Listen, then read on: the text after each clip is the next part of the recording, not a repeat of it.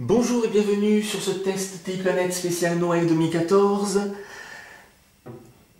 Nous travaillons sur une calculatrice mécanique, une Facit Mi 4.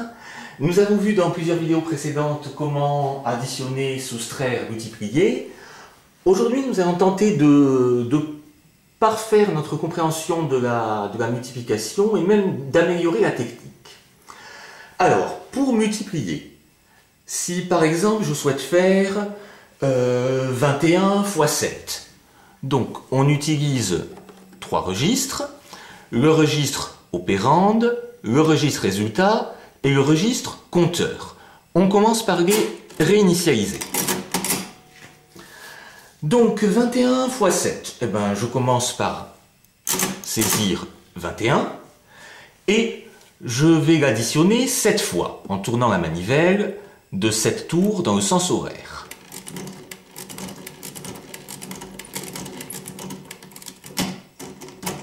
Bien, donc si nous regardons, dans ce cas, nous avons exactement le calcul à l'écran. 21 fois 7 donne 147. Alors en fait, donc, on peut dire qu'on est en train, on suit des instructions à exécuter dans un certain ordre, on est en train d'appliquer un algorithme. Et bien justement, on est très proche d'un algorithme. Si je veux faire 14 fois 9, je vais commencer par réinitialiser. Voici. Donc c'est un algorithme qui s'articule autour d'une boucle pour. Puisque la boucle pour, c'est celle qui sert à utiliser un compteur. Donc si je veux faire 14 fois 9, en fait, on prend une variable résultat qui est affectée à 0, donc c'est le cas puisque j'ai initialisé, et on va lui additionner 14 9 fois de suite, c'est-à-dire on va faire pour toutes les valeurs de 1 à 9, ajouter 14 au résultat. Eh bien, allons-y. Donc, le résultat est à 0. Mon opérande, je l'affecte à 14. Et c'est maintenant qu'on réalise la boucle. Pour toutes les valeurs de, donc en tournant la manivelle, 1 à 9, donc 1, 2, 3, 4, 5, 6, 7, 8 et 9, et bien à chaque fois, ajouter 14 au résultat, ce qui nous a bien fait 14 plus 14 plus 14, plus 14 plus 14 plus 14, plus 14 plus 14 plus 14, il y a 9 termes, qui donnent 126. Imaginons maintenant que nous avons compris que nous effectuions un algorithme, imaginons maintenant que nous souhaitions faire 353 fois 13. Alors, on commence par initialiser les différents registres.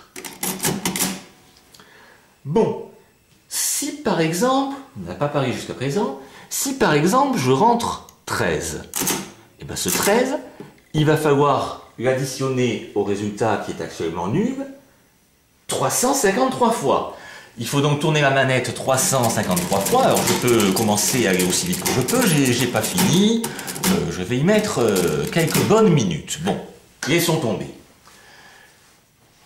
Eh bien l'idée, c'est que le nombre qu'il faut mettre dans l'opérande, c'est celui des deux qui est le plus petit, ou en tout cas qui a la plus petite distance à 0, la plus petite valeur absolue. Pardon, je dis une bêtise. C'est pas le plus petit, c'est celui qu'il faut mettre dans l'opérande, c'est le plus grand. Donc là, j'ai fait la bêtise de mettre 13. On va corriger ça, on annule tout. Excusez-moi. Donc, on voulait faire 353 fois 13, c'est 353 que nous allons mettre dans l'opérande. Donc, allons-y. Et maintenant, la boucle, c'est pour toutes les valeurs de 1 à 13. Donc, je ne vais faire que 13 tours de manivelle, dans le sens horaire. Donc, pour additionner 353, 13 fois de suite à 0.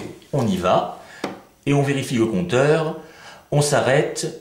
Dès on n'a même pas besoin de compter les tours de manivelle, le registre 2 s'en charge tout seul, donc on tourne rapidement la manivelle et on s'arrête dès que ça affiche 13.